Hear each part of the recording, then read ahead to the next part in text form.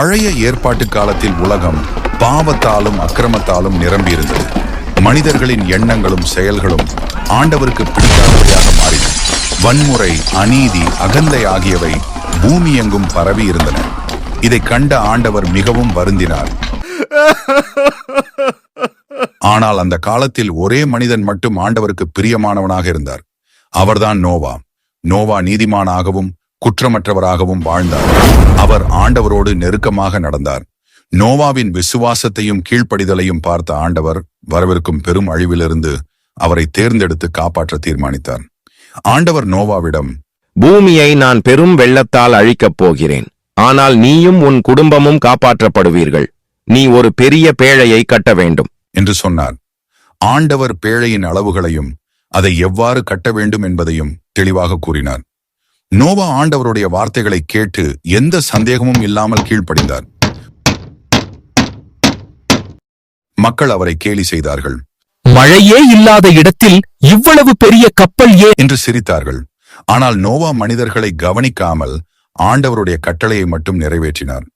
பேழை முடிந்ததும் ஆண்டவர் ஒவ்வொரு ஜீவனிலிருந்தும் ஜோடியாகவும் சுத்தமான மிருகங்களில் அதிக எண்ணிக்கையிலும் பேழைக்குள் கொண்டு வரச் சொன்னார். நோவா, அவர் மனைவி, அவர் 3 மகன்கள் சேம், காம், யாபேத்து மற்றும் அவர்களின் மனைவிகள் அனைவரும் பேழைக்குள் சென்றார்கள். ஆண்டவர் தாமே பேழையின் கதவை மூடினார்.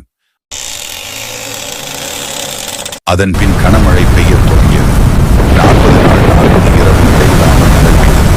பூமி முழுவதும் நீரால் மூடப்பட்டது. உயர்ந்த மலைகள் கூட நீரில் மறைந்தன. பேழைக்குள் இருந்தவர்கள் மட்டும் பாதுகாப்பாக இருந்தார்கள். இது ஆண்டவருடைய பாதுகாப்பின் அடையாளமாக இருந்தது. நீண்ட காலத்திற்கு பிறகு நீர் குறையத் தொடங்கியது. நோவா முதலில் ஒரு காகத்தை விட்டார்,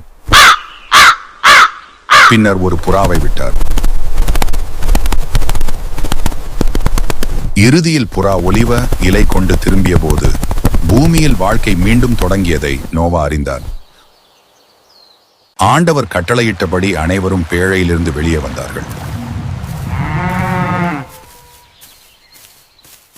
நோவா ஆண்டவருக்காக ஒரு பலிபீடம் கட்டி நன்றி செலுத்தினார். ஆண்டவர் நோவாவோடு ஒரு உடன்படிக்கை செய்தார்.